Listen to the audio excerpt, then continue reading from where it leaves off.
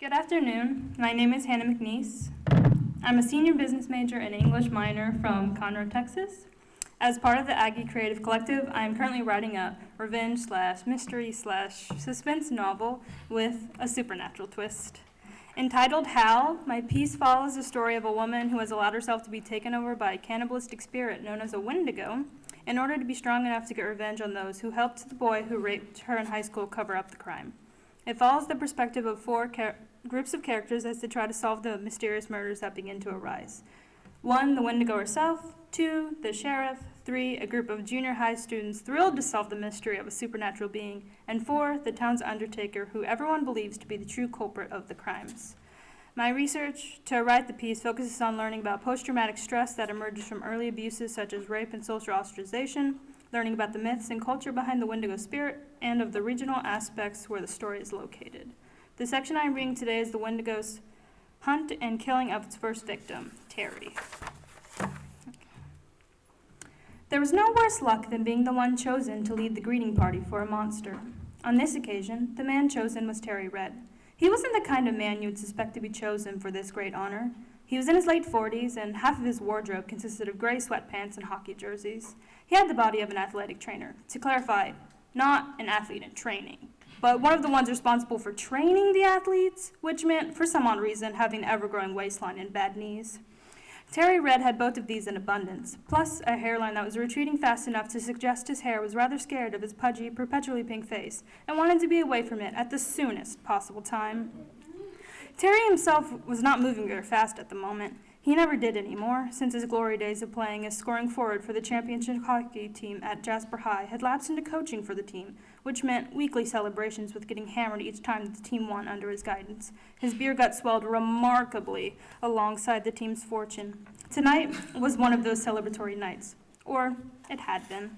It was now nearing 2:30 in the morning, and Terry was staggering down the road toward his home. He couldn't remember why he wasn't driving, but when he fumbled in his pocket for his keys, they were nowhere to be found. So he walked. Of all the places to walk home at night, Jasper, Minnesota was one of the better ones. It was a small town, its main failings being the lack of privacy and how mind-numbingly boring it could be at times. Its population didn't exceed more than a few thousand, just enough to have one high school, a police station, and a 24/7 fast food joint. It had one main highway running parallel to it, and a main road on which most shops and important buildings were located. But other than that, there wasn't much. In the 30 minutes since Terry had been kicked from the bar, he had managed to walk most of the way home. He knew the path very well. He'd walked it many times over the year in alcohol-soaked delirium. Rarely, however, during those times, did he ever come across someone. Sometimes cars driving through, or a drowsy homeowner trying to wrangle their dog while it barked at Terry and tried to chase him, but seldom someone out for a moonlit stroll. Terry was very surprised when a person appeared before him. He wasn't sure how he hadn't noticed them before. The person was about 40 feet away and stood stock still. They were facing toward him, but Terry couldn't make out anything about them, their face or hair or clothes or even just their general build. If Terry wasn't so drunk, he would have found this strange, as the moonlight was bright enough to have made these things apparent in a normal situation.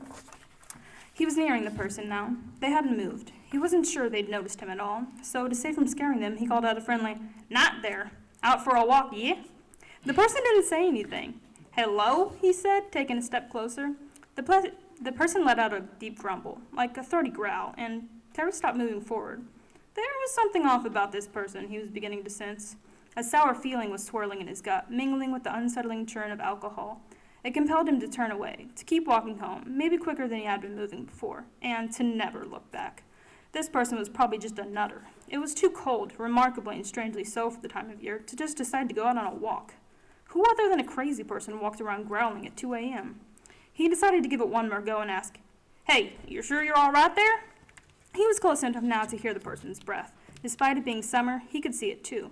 It puffed out white and thick like a cloud of smoke when it crept toward him in the night and ghosted across the skin of his face and neck. It was very cold. It was then his eyes caught on the asphalt the silent person was standing on. It was webbed with white, little ice crystals growing on the dark grit, a strange snowflake icing over a summer road. Terry swallowed and stepped away from the person. No, his mind corrected itself. This wasn't a person. It was something else. Something unnatural. He tried to huff out a laugh. Never mind, he said, backtracking. He started down the road again, this time with a much quicker gait. He craned his neck around to check that the person hadn't followed him. The road where the person had been was empty. His head snapped every which way to search for them, but they were nowhere in sight. His pace quickened. He was nearing the outskirts of the suburbs now. A right would lead toward Terry's neighborhood and the high school where he worked, and left would lead down the dirt path that snaked into Jasper Cemetery. He turned right. On the path, a lone silhouette stood, a cloud of cold breath curling around its head. Terry hesitated. He didn't have time to process what he should do. The wind decided for him. It came out of nowhere, since before it had been non-existent. A great burst of it came and shoved against his front, knocking him off his feet. His back connected with the hard bite of concrete, and the breath punched itself out of his lungs. Wheezing, he struggled up.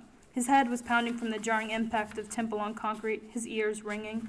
He was barely able to raise himself to his feet before the assault of wind came again, forcing him backwards, unsettling a sharp flurry of rocks and leaves and other debris with him, its touch as hard and cold as a brick wall. It directed him back, corralling him where it wanted. If he tried to veer from its preferred path, it would crack like a whip against him and correct his trajectory. And, as he was being herded, the silhouette followed from behind. The wind pushed him back toward the intersection in the highway and down the dirt lane that led to the cemetery.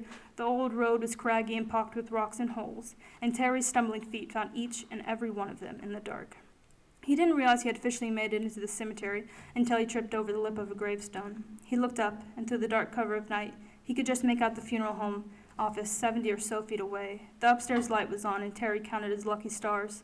That meant the undertaker, Chester Greer, was there in his little attic home above the main office, and if the light was any indication, was awake too.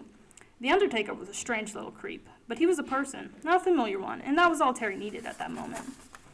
Terry pulled himself up and pushed forward. He screamed. His voice was hoarse and gravelly from a night of yelling at players and corrupt referees, but Terry had been screaming all his life and would always be one of the best at it. "Chester!" yelled Terry. "Chester, you great freak, come help me!" Terry stumbled again. This time, it wasn't from tripping on a gravestone or from being assaulted by the wind. A hand grabbed the back of his jacket and wrenched him back. His knees crumbled from below him, screaming from pain, and he kicked and struggled as he was being dragged backward by a tremendous strength. He tried wrestling himself out of the grip, but it was no use. The zipper of the jacket was pulled up all the way to his neck and was tightened around his windpipe as he was dragged, cutting off his oxygen. He scrambled his hands to try and free the zipper, but he couldn't manage such fine motor skills. When that failed, he tried batting at the person dragging him backward, but his hands, when they managed to hit at all, were weak, and the person dragging him didn't even seem to notice. The sound of a door opening came, and he was dragged into a small building. The thing dragging him threw him across the room, and he crashed into the far wall. Gasping for breath, he let out a cough. The gust of air he'd pulled in was putrid and sour, like the room around him was soaked in bleach.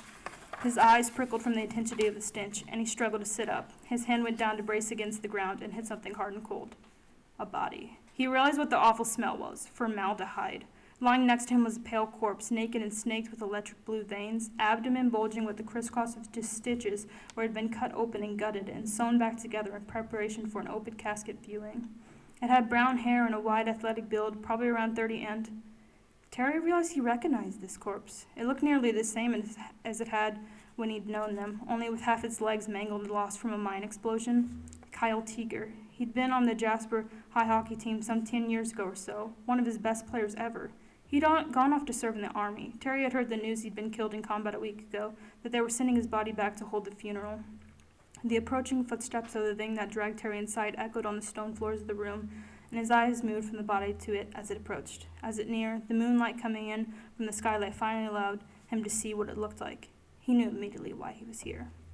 Terry began to sob, his bottom lip trembling and snot streaming down and mingling with his saliva as he sputtered and pled. "I didn't mean for it to happen," said Terry. "I didn't mean. If I could go back, I would. Please, no. I'm better now. I'm better. Don't." But the thing that had led him there did not care. It watched Terry sob and listened to him beg, but the words flowed by it without impression. Tired of his babbling, the thing stepped forward. Terry threw out his arms between them. "Wait, no, please. I promise. I promise." The thing brought a boot-covered foot down on his chest, and he flattened to the ground, struggling. A warmth spread across his lap, but he didn't have time to be embarrassed. The monster was leaning over him and grabbing his arms, and he strained against it to try and crack! He shrieked, arms now limp in the monster's grasp.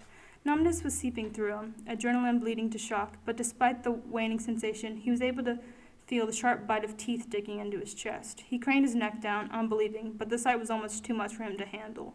The monster's mouth hovering just above his bloody abdomen, jaw moving as it chewed, and leaned down again for another bite.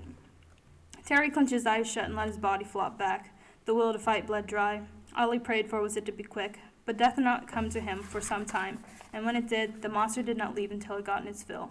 Once it had, it rose, turned, and left the cemetery as calmly as it came.